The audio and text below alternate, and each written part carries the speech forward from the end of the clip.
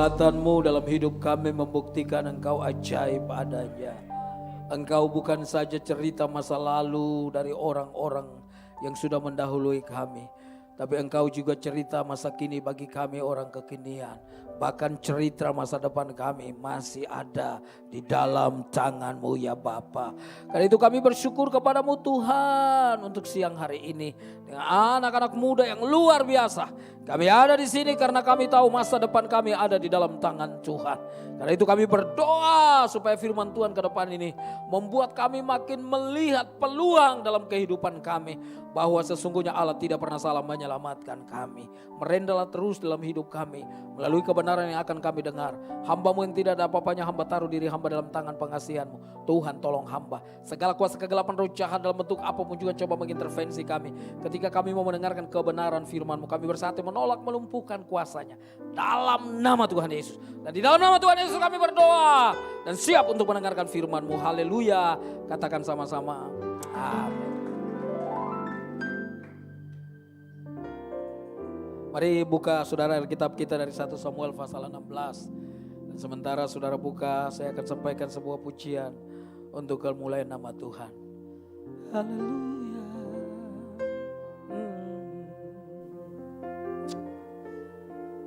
Engkaulah kekuatanku,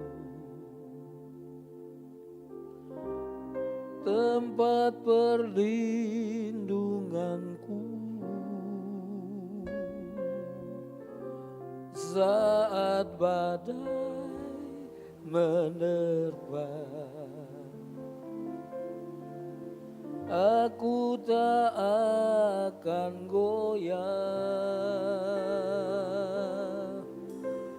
Aku tak akan goyah, sebab Kau sertaku.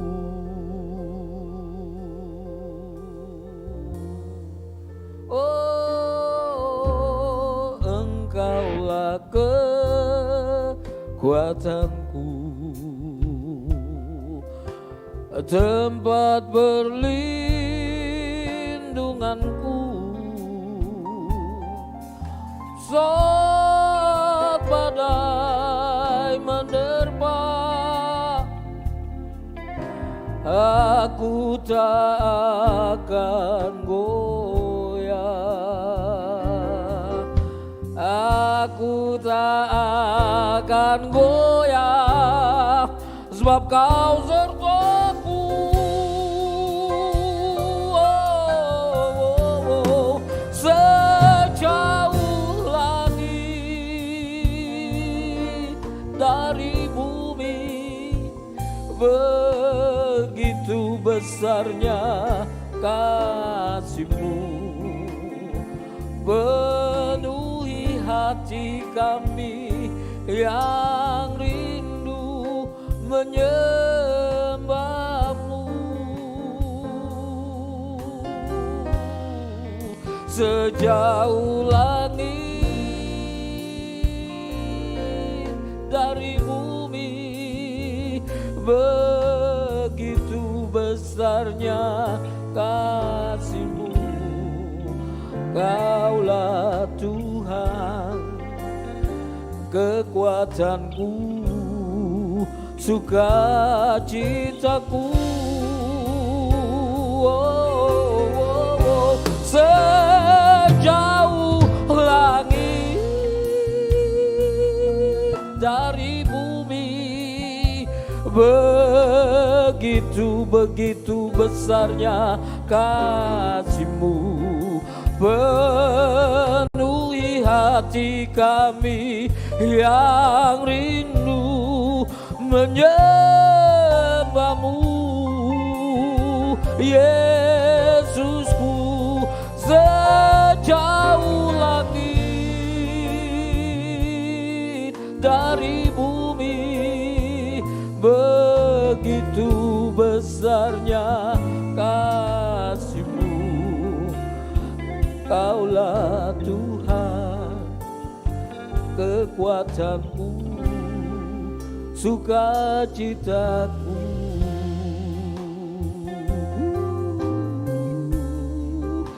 Kaulah Tuhan, kekuatanku, sukacitaku.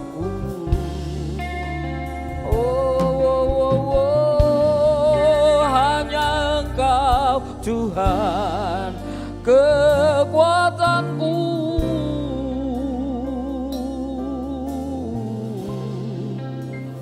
sukacitaku.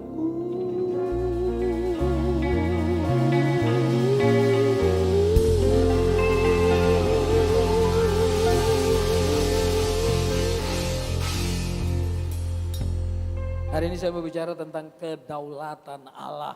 Kedaulatan Allah yang menolong saya bisa nyanyi. Saudara-saudara yang terkasih. Saya lagi baru pulang dari Bandung dan keluarga agak batuk dari tadi malam. Makanya saya pakai masker. Tapi lumayan lah Tuhan tolong. Pasti walaupun gak mulus di awal tadi saudara. Ada 1-2 not yang kalau Anda tahu agak sedikit. Gak goyang sedikit saudara. Tapi puji Tuhan. Sebab kalau Anda yang dengarnya kurang bagus, itu salah di Anda, bukan di saya, saudara yang terkasih. 1 Samuel pasal 16, saya baca 3 ayat saja, bicara tentang kedaulatan Allah. Tadi pagi saya bicara tentang berjalan bersama Tuhan. Pada siang hari ini anak-anak muda yang luar biasa, saya bicara tentang saudara kedaulatan Allah. 1 Samuel 16 ayat yang pertama sampai ayat yang ketiga.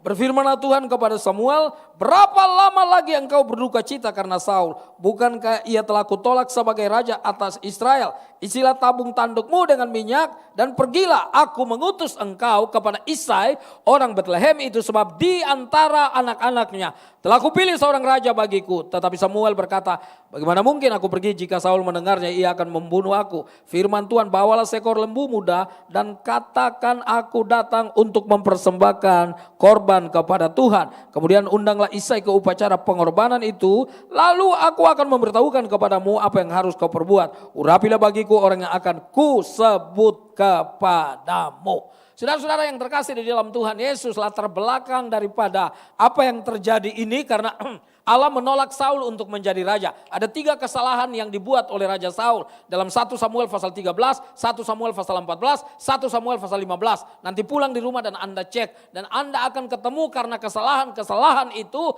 Lalu Allah bilang, sekarang Saul kamu minggir. Harusnya Saul itu dia berterima kasih kepada Tuhan karena sebenarnya atas desakan orang Israel. Kemudian Allah menyetujui saudara-saudara yang terkasih untuk Saul menjadi raja bagi orang Israel. Saudara-saudara yang terkasih dalam Tuhan, Saul dari suku kecil yang namanya suku Benyamin. Tetapi kalau dia bisa menjadi raja, maka saya diam dulu karena mau difoto. Nah mantap itu, saudara yang terkasih. Kalau mukanya udah gak bagus, paling tidak gayanya agak bagus sedikit saudara-saudara yang terkasih. Nah karena itu Bapak Ibu yang terkasih dalam Tuhan, kemudian Tuhan bilang minggir, minggir. Samuel jadi bingung, siapa yang memimpin bangsa Israel? Masih banyak saudara-saudara yang terkasih musuh di sekitar mereka. Samuel pikir siapa, Saul terlalu populer untuk digantikan. Gak ada orang lain, gak bisa lah digantikan. Sementara Samuel tangannya gak boleh berdarah-darah karena dia seorang nabi saudara. Karena itu dibutuhkan seseorang siapa yang bisa menggantikan. Manusia kadang-kadang dalam hidup, saudara acap kali seperti ini. Bisa panik, bisa hilang akal, bisa bingung. Tapi pelajaran yang pertama, manusia bisa bingung, tapi Allah selalu punya jalan keluar. Manusia bisa bingung, tapi Allah selalu punya jalan keluar. Anda gak usah ngajarkan Allah bagaimana untuk menolong Anda. Karena Dia berkuasa atas segala sesuatu di dalam dunia ini. From everlasting to everlasting. Itu bahasa Inggris yang dari dulu saya pelajari saudara-saudara yang terkasih. Dan saya mesti ngomong itu dari kekal sampai kekal. Allah tidak pernah berubah dalam segala sesuatu. Anda dan saya bisa berubah, Allah gak berubah. Dalam lakunya sudah keberadaannya, penyertaannya, kuasanya, pertolongannya tidak pernah berubah saudara yang terkasih. Sebelum Pak Prabowo pukul-pukul mimbar, saya dari dulu sudah khotbah pukul-pukul mimbar. Saudara untuk mengapa? Ngajak anak-anak, Anda harus bersemangat, Anda harus bergairah dalam hidup ini. Sebab saudara Anda ditonton oleh Tuhan. Waktu saya belajar musik gereja, saya studi musik gereja saudara yang terkasih. Saya diajarkan hal ini. Waktu Anda menyanyi, waktu Anda berkhotbah, Anda beribadah. Yang menjadi audiens, yang menjadi penontonnya adalah Tuhan saudara. Dan dilihat kita. Karena itu setiap kali ibadah harus serius. Setiap kali datang kepada Tuhan jangan basa-basi saudara yang terkasih. Kan ibadah, setiap ibadah akhir ada doa Bapa kami. Saya selalu bilang begini, doa Bapa kami itu doa yang bagus. Tapi maaf ya, kadang-kadang saudara-saudara yang terkasih, seringkali kita baca doa Bapa kami itu saudara karena udah seringkali jadi arena adu balap cepat. Dan kadang-kadang gak jelas. Saya mau berkata setiap kali saudara Anda berdoa, doa dalam bahasa apa saja Allah paling suka. Tapi yang Allah gak suka doa dengan bahasa basi, itu Allah gak suka. Jadi saudara berdoa dengan sungguh-sungguh apa saja yang Anda naikkan kepada Tuhan dengan sungguh-sungguh sebab kita sedang menghampiri Dia yang berkuasa atas kita dalam segala sesuatu. Karena itu Bapak Ibu yang terkasih di dalam Tuhan Yesus, saudara-saudara yang terkasih di dalam Tuhan. Samuel bisa kehilangan akal, tapi Allah selalu punya cara. Allah bilang sama Samuel, sekarang kamu pergi ke Bethlehem. Pergi ke Bethlehem karena di antara anak-anak Isai ada salah satu dari anaknya akan kupilih menjadi raja. Luar biasa, Tuhan tidak suruh ke kota loh. Tuhan suruh ke desa loh. Pak, Bu, teman-teman yang terkasih. Jangan Anda pikir orang-orang hebat itu cuma ada di kota. Jangan Anda pikir bahwa orang-orang bisa dipakai Tuhan itu adalah orang-orang yang saudara-saudara yang terkasih punya fasilitas lengkap. Nah, bagi Allah saudara-saudara yang terkasih dia tidak bergantung di semua hal itu. Bagi Allah kalau dia pilih seseorang dalam kemahatauannya, dia tahu ada seseorang yang hebat. Saudara, karena itu Allah enggak pernah kekurangan orang. Kalau kita sedang dipakai oleh Tuhan, jangan angku sedikit pun. Jangan sombong. 3 anak pendeta berdebat. Anak pendeta yang pertama bilang, Bapak saya kalau khotbah hebat sekali. Anak pendeta yang kedua berkata, Bapak saya kalau khotbah lebih hebat lagi. Tanpa ada catatan dia khotbah. Anak pendeta yang ketiga berkata, Bapak saya lebih hebat. Dia khotbah bukan saja tanpa catatan, tapi tanpa pikir dia khotbah. Saudara-saudara yang terkasih, saya berdoa supaya jangan ada kebanggaan apapun hidup kita ini. Aktualisasi diri secara berlebihan sudah selesai. Kita bukan siapa-siapa, kita cuma Allah di dalam tangan Tuhan.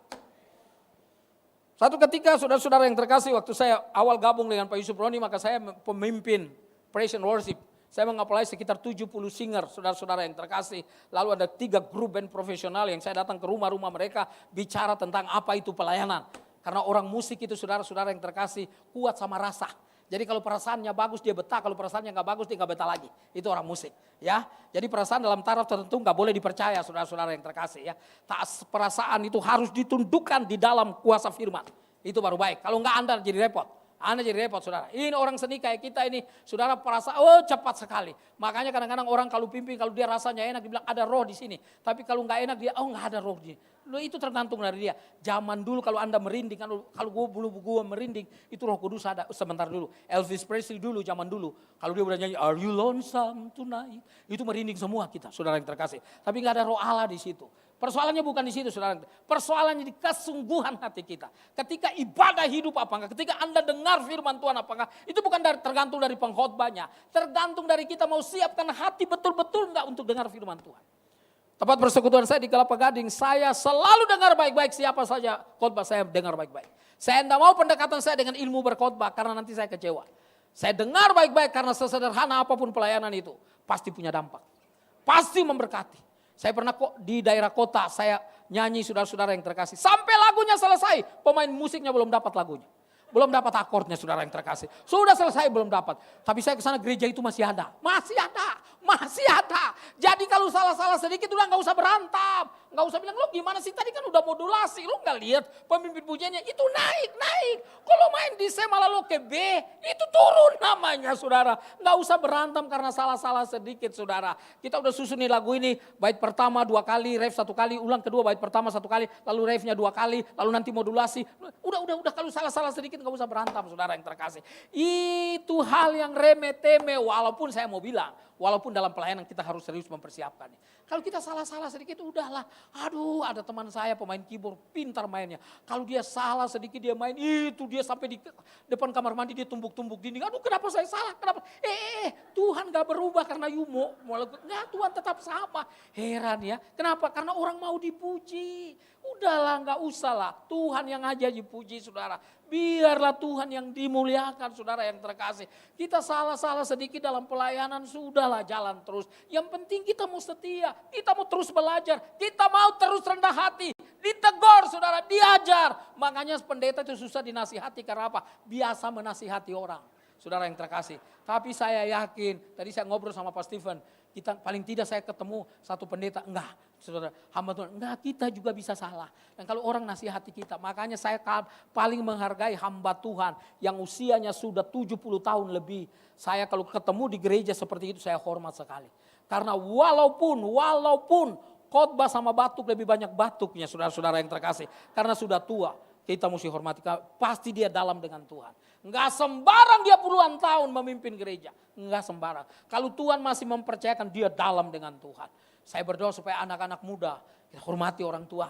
Saudara, ikut teladan orang tua kita. Saudara, lihat orang tua kita, lihat hamba-hamba Tuhan dipakai. Kita banyak bertanya, banyak belajar, minta didoakan saudara-saudara yang terkasih. Supaya roh Allah yang ada dalam itu mempengaruhi juga hidup saudara dan saya. Menjadi anak muda yang luar biasa. Saudara-saudara yang terkasih di dalam Tuhan Yesus, saya bersyukur karena muka saya tidak berubah. Saudara-saudara, saya bersyukur apalagi tinggi badan.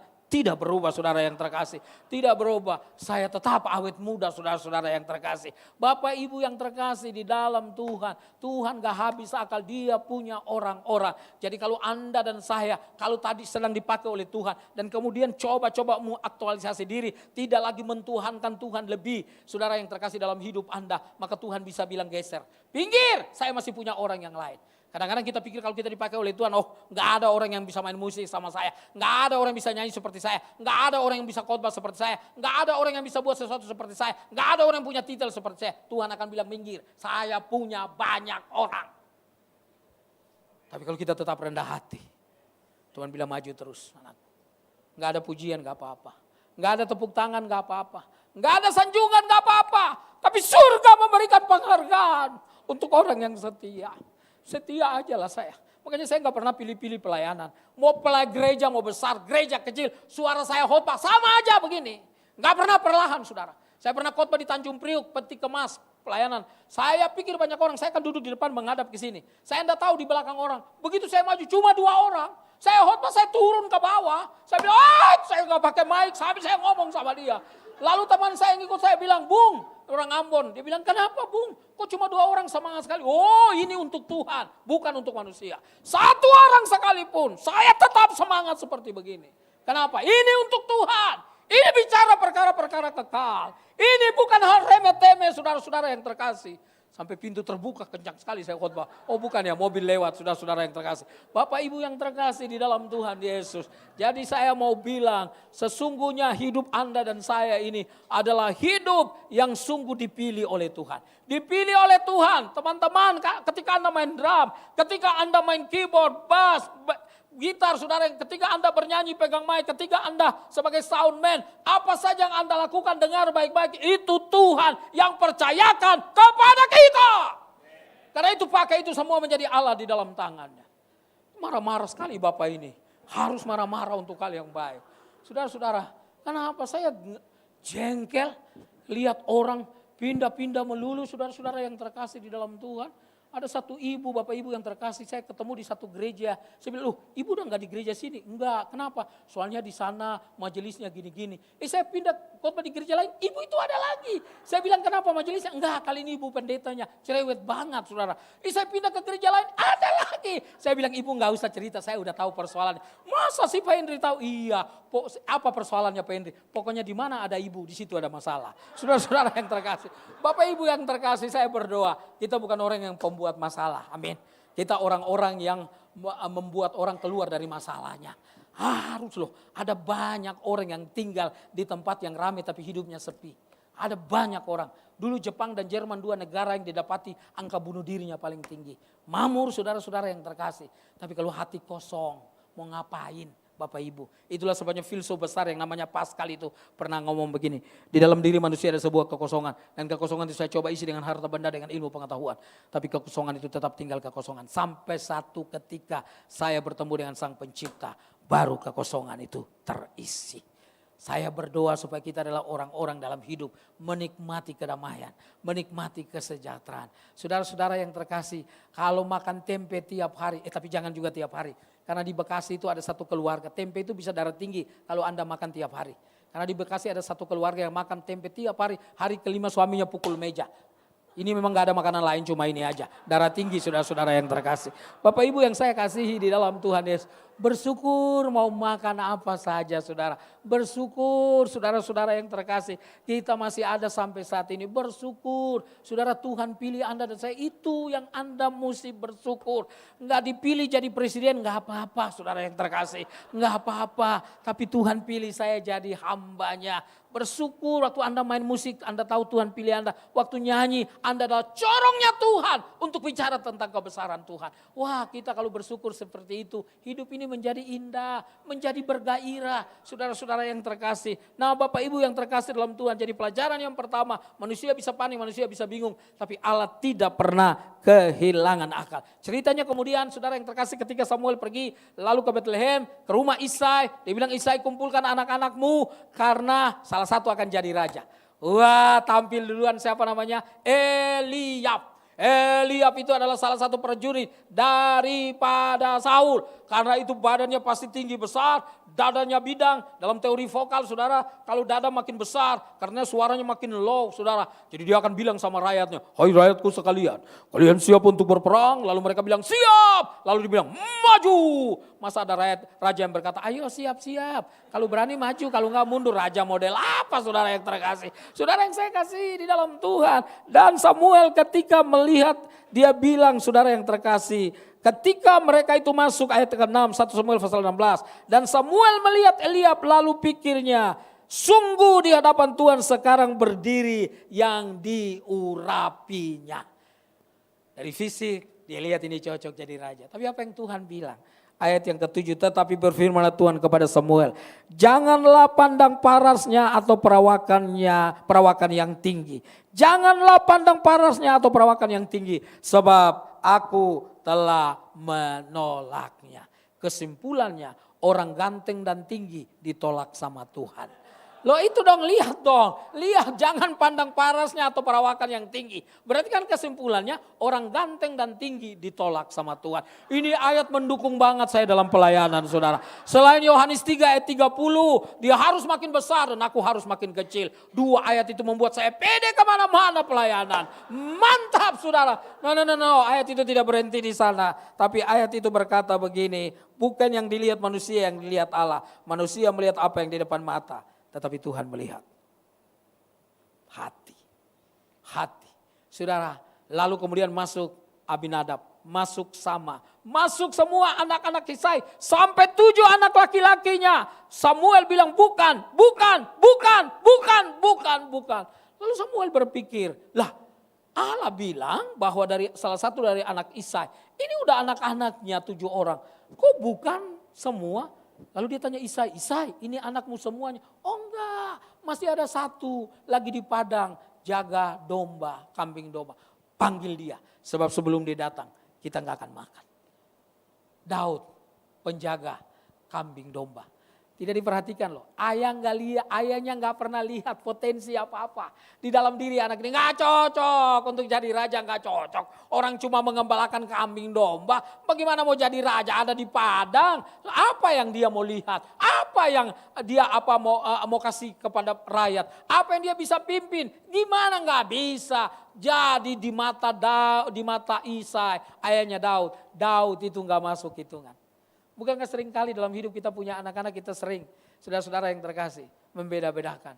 Wah, kamu ini pintar. Kamu pintar kamu ini persis mami, keturunan keluarga mami.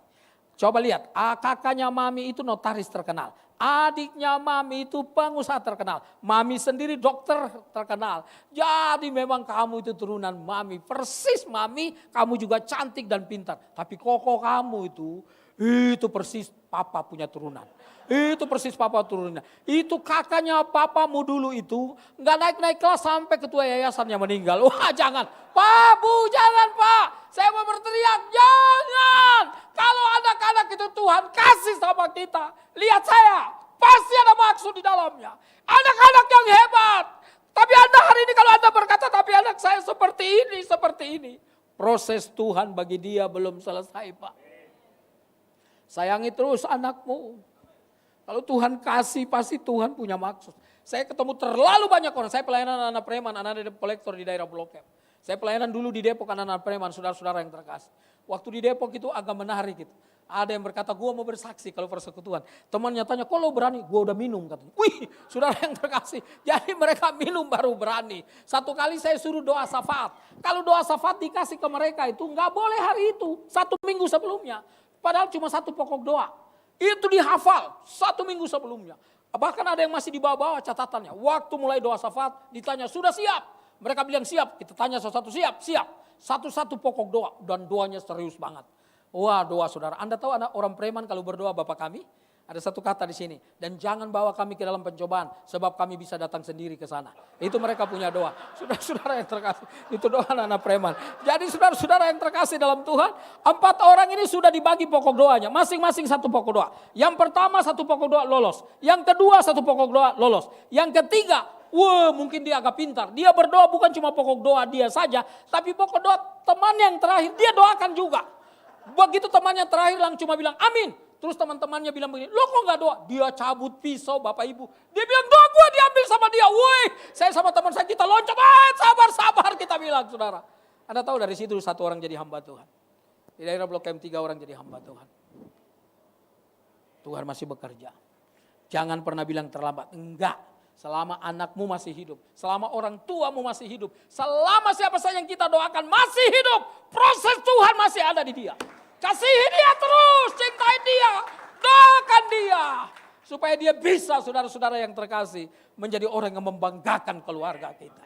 Jangan pernah Anda menyumpahi anak-anakmu. Itu karunia anugerah dari Tuhan. Saudara saya dulu suka iseng, Anda kalau pulang ke kampung saya, satu kali kalau Anda mau ikut. Anda tanya anak-anak yang seumur saya, siapa yang saya belum pukul. Semuanya saya pernah pukul, saudara-saudara yang terkasih. Dan saya bukan cuma pukul, pakai batu saya taruh di sini berdarah saya senang. Kenapa? Papa saya itu kepala sekolah dan gembala sidang. 2 jabatan sesudah malaikat, saudara-saudara yang terkasih. Tinggi sekali, semua orang hormat. Makanya saya merasa diri tinggi saudara yang terkasih. Padahal kalau saya pukul orang pulang, papa saya pukul saya. Salah satu contoh saja, ada pohon mangga besar 2 kali besar ini saudara, saya diikat di pohon mangga itu lalu dikasih ampas kelapa supaya semut gigit saya supaya saya kapok. Enggak kapok, habis itu saya cari golok, saya kejar kakak saya yang ikat saya itu. Tapi Tuhan rubah saya di sebuah pelayanan di daerah Rempoa. Seorang pendeta dari timur namanya Pak Luther Tubulau. Waktu dia tantang terima Tuhan Yesus, saya maju ke depan dan buka hati percaya Tuhan Yesus sebagai juru selamat. Karena itu gereja masih tetap relevan. Persekutuan masih tetap relevan, saudara yang terkasih. Yesus masih tetap relevan dalam keluarga-keluarga dan anak-anak muda. Saya berdoa supaya anak-anak muda, Anda udah ganteng. Bapak Ibu, saya kan suka pimpin pujian dulu. Saya bayangkan kalau muka saya Pak Gaga, luar biasa. Itu saya belum pujian orang udah bertobat. Terutama anak-anak gadis muda-muda pasti datang, saudara yang terkasih. Satu kali saya khotbah di Sudirman hari Jumat itu. Persekutuan kantor di Jalan Sudirman. Di sebuah gedung yang kalau hari Minggu dipakai sebuah gereja GBI. Jadi di lantai 8 atau lantai 9. Hari Jumat waktu saya masuk, mobil saya parkir di basement. Lalu saudara-saudara yang terkasih, saya naik lift menuju ke lantai 8 atau 9 itu. Dan begitu di lantai lobinya, liftnya terbuka. 4 orang wanita masuk. Lalu mereka masuk, ini percakapan mereka sambil naik ke atas. Minggu depan yang khotbah pendeta ini loh. Mereka sebutin nama, itu sahabat saya juga. Lalu mereka bilang itu ganteng banget. Lalu ada satu bilang itu tipe gua banget katanya. Lalu ada bilang teman-teman kita ya, jangan ada yang gak ikut ibadah. Datang semua. Lalu mereka di sela-sela ngomong mereka tanya, hari ini siapa yang khotbah? Saya langsung berbalik saudara-saudara yang terkasih. Saya takut mereka lihat saya. Tapi Bapak Ibu, saya suka ketawa. Saya bilang gak apa-apa. Orang gak lihat muka kita. Apa saya orang boleh gak apa-apa. Yang penting hatimu baik. Hatimu harus baik. Hatimu harus baik. Ini 2 pertanyaan yang seringkali ditanyakan oleh pemimpin retreat bagi anak muda. Laki-laki, Anda punya wanita, Anda kenal wanita, hatinya baik sekali, tapi mukanya biasa saja. Tapi ada yang Anda kenal, hatinya dia cantik tapi hatinya parah. Biasanya orang akan bilang, yang mukanya biasa tapi hatinya baik. Itu rata-rata. Itu jawaban saudara yang terkasih rohani. Tapi ada yang bilang, enggak, saya mau pilih yang cantik. Hatinya jelek enggak apa-apa. Kok enggak apa-apa? Hati bisa didoakan, muka enggak bisa dirubah. Saudara-saudara yang terkasih, Bapak Ibu yang terkasih dalam Tuhan. Saya apa saja yang penting hatinya baik. Bagi saya semua anak-anak Tuhan, anak-anak hebat. Anak-anak yang cantik, anak-anak yang ganteng, anak-anak yang luar biasa. Karena kalau hati dirubah, segala sesuatu yang dilakukan itu akan menjadi berkat dan kemuliaan bagi nama Tuhan. Daud akhirnya datang dan diurapi oleh Samuel. Cerita singkat. Secara de jure hari itu Daud sah menjadi raja. De factonya belum. Karena Saul masih ada. Saul kemudian menyuruh orang mencari seseorang memainkan musik, menenangkan dia. Karena roh Allah suka meninggalkan dia. Itu bedanya roh Allah zaman dulu sama roh Allah zaman sekarang, saudara. Saudara-saudara yang terkasih, zaman Roh Kudus roh Allah tinggal tetap di dalam hidup kita. Tapi waktu itu saudara yang terkasih, kalau orang jauh dari Tuhan, roh Allah menjauh. Dan waktu menjauh itu dia rasa kosong dan Daud dipanggil untuk memainkan musik. Dan Saul menjadi tenang. Kalau orang zaman sekarang, secara de jure dia sudah jadi raja. Dia lihat Saul udah ketiduran, dia bisa ambil pisau dia tusuk atau ambil pistol dia tembak untuk kemudian dia jadi raja. Tapi enggak loh. Alkitab berkata Saul kembali lagi, jaga kambing domba. Karakternya luar biasa. Anda tahu Daud itu saudara ada di padang gurun. Di padang maksud saya menjaga kawanan. Tapi dia bisa melihat kebesaran Allah. Lagu yang tadi kita nyanyi How Great Thou Art itu. Lagu itu diciptakan di Swedia. Di sebuah desa dalam beberapa ratus tahun yang lalu. Satu ketika di malam hari orang-orang dari desa itu keluar ke jalan. Lalu mereka menatap ke atas dan lihat benda-benda langit bergantungan di cakrawala. Lalu kemudian lagu itu diciptakan. Dan saya percaya Daud pun demikian. Dia ada di padang, tapi dia bisa melihat kebesaran Allah. Dengar, Tuhan tidak saja ditemukan dalam gereja. Tuhan bisa ditemukan dalam pekerjaan, dalam kuliahmu, dalam perjalananmu. Tuhan bisa ditemukan asal hatimu condong terus kepada Tuhan. Condong terus kepada Allah. Bapak Ibu yang terkasih, Daud sepertinya dilupakan. Daud seperti dilupakan. Daud sepertinya saudara yang terkasih dilupakan. Tapi Tuhan tidak pernah melupakan. Manusia bisa melupakan tapi Tuhan tidak pernah. Pelajaran yang kedua sebelumnya saudara. Manusia memilih tapi Allah yang mengoreksi. Jadi kalau Anda dengar firman Tuhan, ada firman Tuhan yang Anda dengar. Dengar baik-baik kalau itu ada dikoreksi. Itu ada koreksi untuk Anda. Bilang Tuhan berikan saya hati yang mau dikoreksi oleh Tuhan. Pelajaran yang ketiga, saudara yang terkasih manusia bisa melupakan. Tapi Allah tidak pernah melupakan. Isai bilang sama Daud, coba kamu pergi lihat kakak-kakakmu. Bawa makanan, bawa juga makanan untuk kepala pasukan. Lihat apa keadaan mereka baik apa enggak. Singkatnya waktu Daud ke sana dia kaget. Karena laki-laki besar, bukan kaget badannya, omongannya. Karena laki-laki itu bilang begini, gak usah pakai keroyokan. 1 lawan 1, saya mewakili bangsa saya Filistin. Silakan kalian orang Israel pilih 1 orang untuk lawan saya. Kalau saya kalah kami semua jadi tawanan kalian. Tapi kalau jagoan kalian kalah, kalian orang Israel jadi tawanan kami. Saudara yang takut bukan saja rakyat. Saul yang jadi raja juga takut. Kalau pemimpin udah takut, pasti yang di bawah takut semua. Bapak Ibu, pasti takut semua. Tapi Daud berkata, siapa orang yang tidak bersunat itu berani menghina barisan Allah yang hidup. Coba Anda lihat kata-katanya, dalam sekali loh dia dengan Tuhan. Dia ada di padang, tapi dia kenal Allah itu siapa. Allah adalah Allah yang harus dihormati. Umat Allah, saudara yang terkasih adalah umat yang diberkati. Karena itu Daud saudara yang terkasih. Dia berkata siapa orang itu berani menghina barisan Allah yang hidup. Lalu orang kemudian dia tanya-tanya akan dikasih apa oleh raja. Akhirnya raja panggil dia.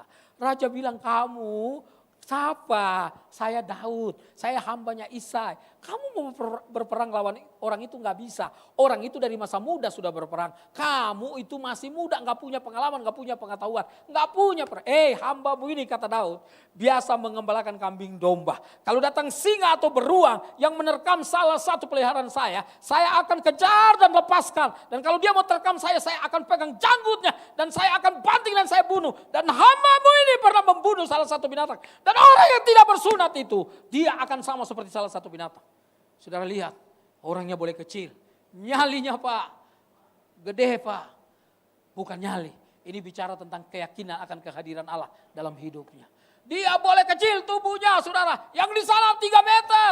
Dia biasa aja kemeramaran gak diperhitungkan bahkan oleh ayahnya. Tapi imannya memerintahkan dia. Lawan orang itu. Karena orang itu menghina Allah saudara. Singkatnya kemudian Daud mempersiapkan semua peralatannya. Saul memakaikan pakaian perangnya, dia gak kuat. Dan Daud memulai itu. Ketika dilemparkan batu itu menancap saudara. Ada orang berkata enggak, itu karena roh Allah bekerja. Jadi dia gak usah lempar ke depan. Dia lempar ke belakang, batu itu balik lagi ke sini dan terus ke sini. Itu lebay.com saudara-saudara yang terkasih. Jangan lupa dengan proses yang Daud alami. Tiap hari dia jaga kawanan dombanya. Dia latihan. dia latihan. Guru vokal saya dari Biola University, Dr. William Locke namanya. Saudara yang terkasih, umurnya sudah 80 tahun. Tapi kalau Anda di depan pintu dengar dia nyanyi, Anda pikir 40 tahun. Kontrol perutnya bagus sekali. Saudara-saudara gak goyang sedikit pun. Bapak ibu yang terkasih hebat. Karena dia bilang apa? Tiap hari 2 jam dia di depan piano. Main piano sambil nyanyi. Tiap hari 2 jam di depan piano. Main piano sambil nyanyi. Saudara, kita lalui proses apa yang saja yang Tuhan mau lakukan. Tundukkan dirimu dan berkata, ya Tuhan, saya mau, saya mau, saya mau. Supaya Anda diasah makin tajam, dan makin tajam. Saya berdoa kita semua menjadi orang-orang yang hebat. Manusia bisa lupa, tapi Allah mengingat. Dan Allah ketika berhadapan. Goliat bilang engkau mendatangi aku. Goliat bilang sama Daud, memang gua anjing, lo pakai tongkat. Hari ini saya akan kasih mayatmu diburung-burung di udara. Tapi Daud berkata, engkau mendatangi aku dengan tombak dan lembing. Tapi aku mendatangi engkau dengan nama Allah. Hari ini juga Tuhan akan menyerahkan engkau ke dalam tangan. Supaya jemaat tahu dan dunia tahu. Bahwa bukan karena tombak dan lembing peperangan itu dimenangkan. Tapi di dalam nama Allah. Gereja ini didirikan atas nama Allah. Amin. Saudara yang terakhir, rumah tangga kita didirikan atas nama Allah. Saudara, pekerjaan kita Anda doakan di atas nama Allah. Studimu Tuhan yang kirim Anda. Karena itu segala sesuatu atas nama Tuhan. Maka Tuhan ada di situ dan jaga Anda. Dan saya berdoa supaya saudara melihat kedaulatan Allah ini. Bahwa sesungguhnya manusia bisa panik. Tuhan selalu punya jalan keluar. Saudara yang terkasih, manusia memilih. Tapi Allah yang mengoreksi. Manusia bisa melupakan. Tapi Allah selalu mengingat itu. Supaya Anda berdiri tegak di dalam dunia ini. Dan apapun terjadi Anda bilang, selama saya tetap percaya kepada Dia, maka hidup saya ada di dalam kedaulatan Allah. Mari kita tunduk kepala dan kita berdoa. Haleluya. Haleluya. Mari singer sama-sama dengan saya nyanyikan lagu itu. Allah mengerti, Allah peduli. Terima kasih Tuhan Yesus. Tuhan baik, Tuhan baik. Haleluya. Haleluya. Oh, haleluya. Terima kasih.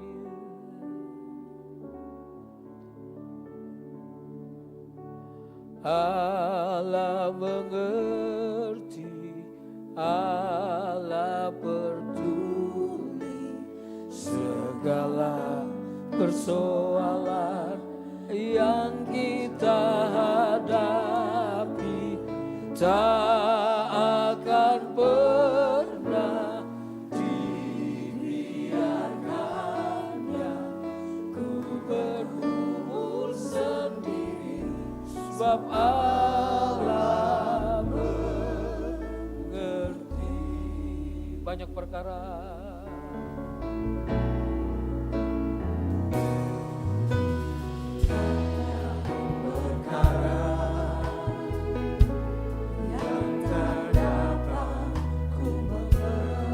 Ya Tuhan, dalam hidup kami tahu tidak semulus apa yang kami pikirkan. Kadang-kadang kami bertanya, kenapa saya harus menghadapi masalah ini? Tapi satu hal kami tahu, kami benar-benar mengerti bahwa Tuhan tidak pernah meninggalkan kami. Ya, Engkau selalu hadir dalam hidup kami. Oh, tanpa Allah. Mari berdiri sama-sama.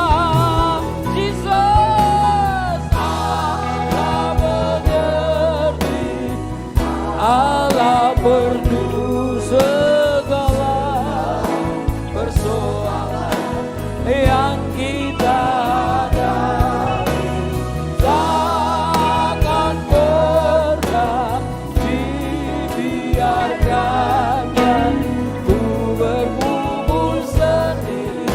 Sebab Allah sekali lagi Allah mengerti, Allah mengerti, Allah mengerti. Yes, segala persoalan yang kita hadapi, takkan pernah dibiarkannya ku bergumul sendiri.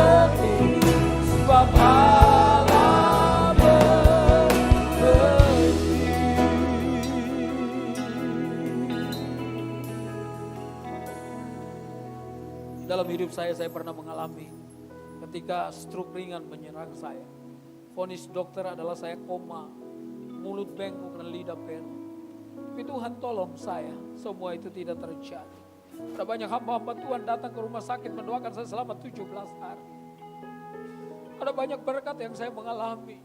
Biaya besar, nggak mungkin saya bisa melunasi. Tapi Tuhan menggerakkan orang-orang untuk menolong saya. Saya tidak tahu saudara sedang bergumul dengan apa saat ini.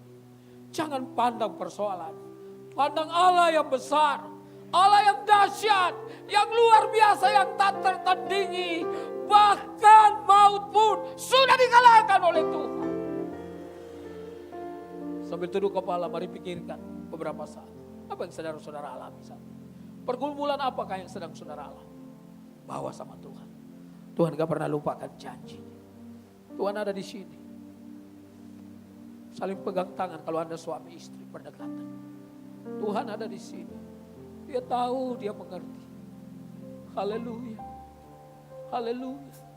Haleluya. Yesus baik, Yesus baik. Tak pernah Engkau tinggalkan kami Tuhan. Ini hidup kami bawa padamu. Ini pergumulan kami taruh di mezbamu. Sebab dalam namamu ada jawaban. Sebab dalam namamu ada jalan keluar.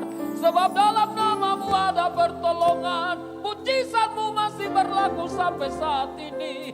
Kami rindu Tuhan Yesus, anak-anakmu mengalami kemerdekaan di dalam Engkau. Haleluya, haleluya. Satu kali lagi kita nyanyikan lagu ini.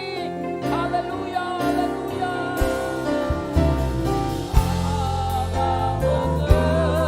Bapa di dalam sorga, dalam nama Yesus hamba membawa anak-anakmu ke dalam tangan.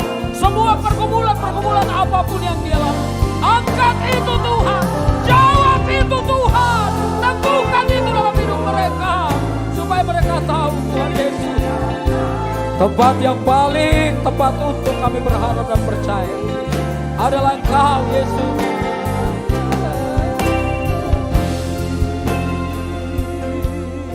Oh, haleluya. Pegang tangan kami ya Bapa. Pegang hati kami Tuhan, supaya tetap terarah kepadamu. Karena walaupun kelihatannya ada angin ribut di depan kami, kelihatannya ada badai, tapi bukankah Tuhan Engkau sanggup mengalahkan segala sesuatu? Badai dan angin ribut, seperti apapun, Tuhan Engkau penguasa. Adakah keluarga kami yang kami sedang gumuli? Tuhan Engkau jamah. Jamah sementara doa kami sedang naik kepadamu. Jamah mereka Tuhan. Tarik mereka dekat kepadamu Tuhan Yesus. Supaya satu ketika kami bersama-sama sekeluarga mengangkat kami dan berkata terima kasih Yesus. Terima kasih karena Tuhan sudah tolong. Terima kasih. Terima kasih kami menyerahkan hidup kami ke dalam tangan-Mu. Ya Bapa di dalam sorga. Biar Engkau yang berdaulat atas hidup kami. Kami menyerahkan sepenuhnya ke dalam tangan. Sudah yang terkasih di dalam Tuhan. Biarlah Tuhan yang memerintah dalam hidup Anda dan saya. Biar Tuhan yang sungguh-sungguh, Tuhan Yesus yang menolong kita semua. Terima kasih. Kami menyerahkan setiap anak-anak dalam tangan. Setiap pergumulan kami tahu Engkau yang berdaulat atas hidup kami. Ini doa kami, ini penyerahan kami. Di dalam nama Tuhan kami Yesus Kristus. Kami berdoa dan bersyukur kepada-Mu. Haleluya. Kata